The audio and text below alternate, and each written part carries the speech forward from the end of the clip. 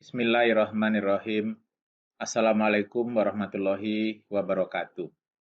Bapak, Ibu-Ibu, pada kesempatan ini akan dijelaskan salah satu algoritma yang dapat kita gunakan untuk menghasilkan atau mengekstrak pengetahuan yang bentuknya klasifikasi, ya, dengan menggunakan algoritma yang disebut dengan algoritma C45.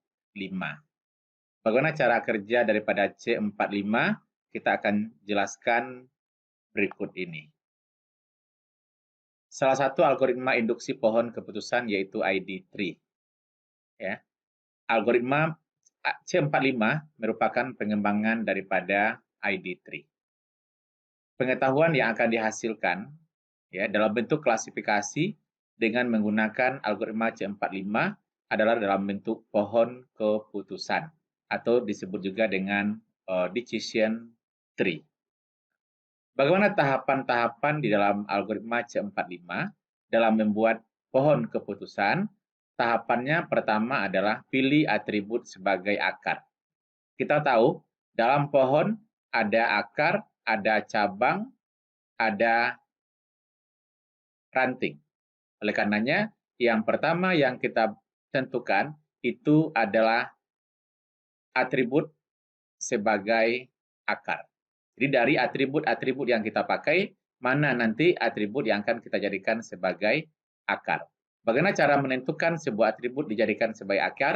Nanti kita akan jelaskan berikutnya.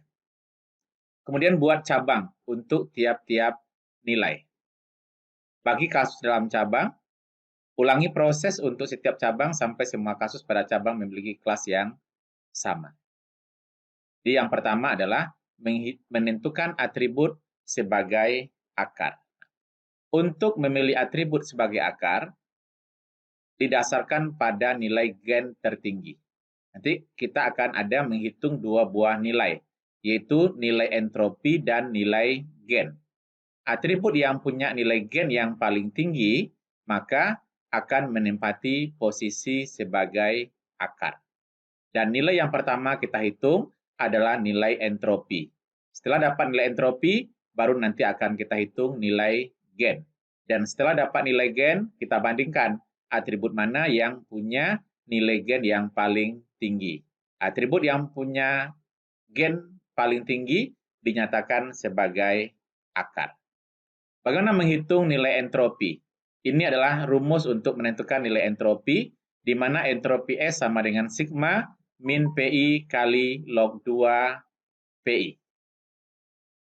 Setelah kita menghitung entropi, berikutnya kita menghitung nilai gen. Ini adalah rumus yang dipakai untuk menghitung nilai gen. Gen sama dengan entropi kali dengan sigma jumlah kasus pada partisi KI bagi dengan jumlah kasus dalam S kali dengan entropi SI. Ini adalah rumus untuk menghitung nilai gen. Nah, untuk lebih jelasnya, kita akan lihat contoh bagaimana penggunaan algoritma C45. Dalam kasus untuk menemukan pengetahuan yang bentuknya klasifikasi, ada dua atribut yang kita pakai. Ada atribut keputusan dan ada atribut yang menentukan keputusan tersebut. Jadi yang dijadikan sebagai keputusan di sini adalah apakah kita boleh bermain atau tidak. Ya, jadi keputusan yang akan kita hasilkan nanti adalah bagaimana kriteria kita dibolehkan bermain atau tidak. Di mana untuk menentukan kita boleh bermain atau tidak, digunakan 4 variabel atribut, outlook, temperatur, humidity, dan windy.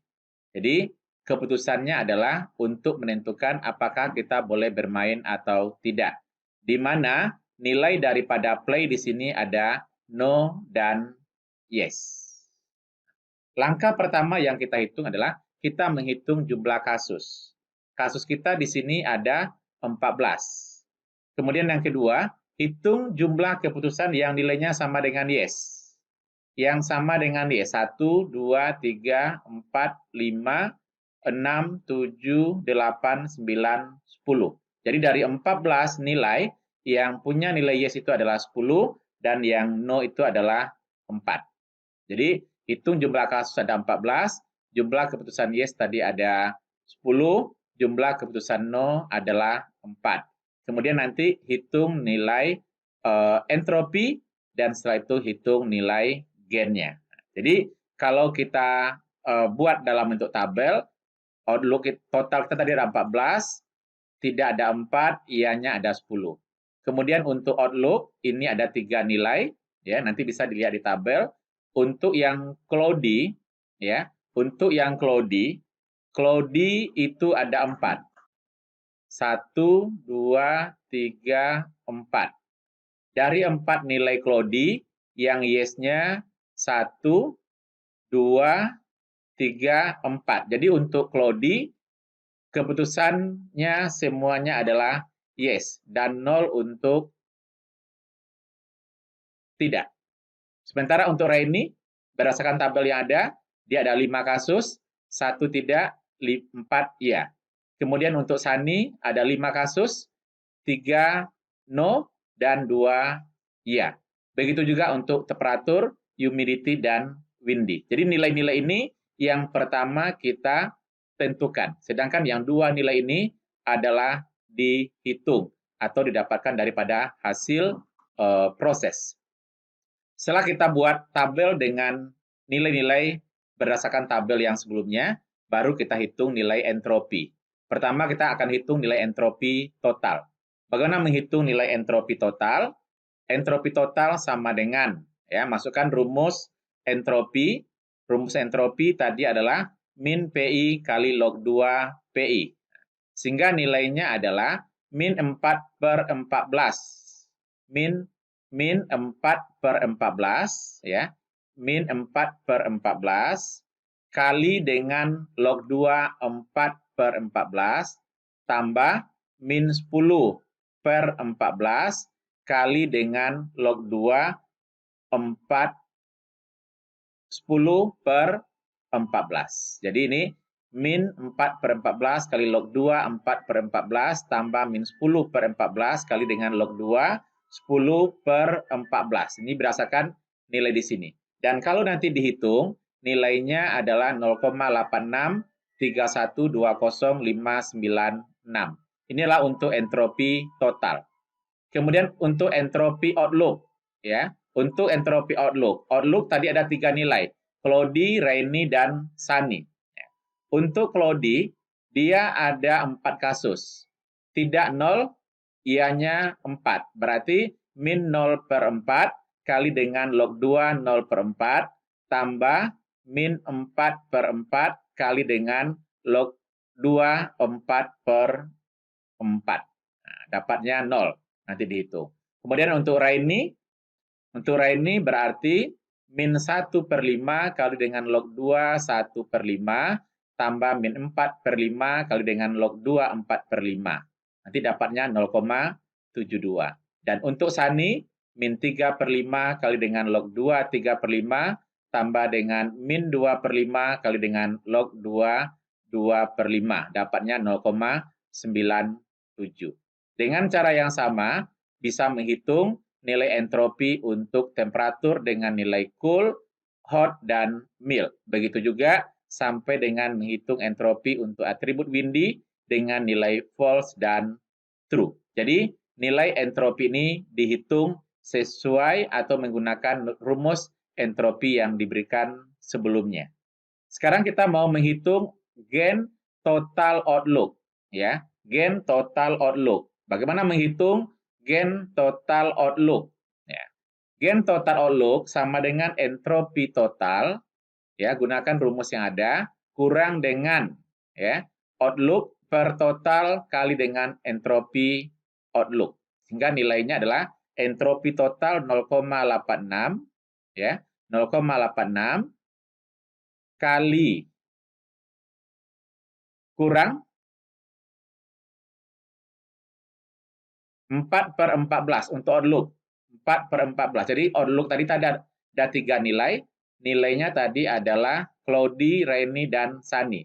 4 diambil dari sini, 5, 5, 4, 5, 5. Sehingga nilainya adalah 4/14 tambah 5/14 tambah dengan 5/14. Dapatnya 0,25. Begitu juga untuk entropi total temperatur dan entropi yang lainnya. Dan kalau dilihat nilainya, ya, didapatkan nilainya, setelah dihitung, dapat nilai gennya.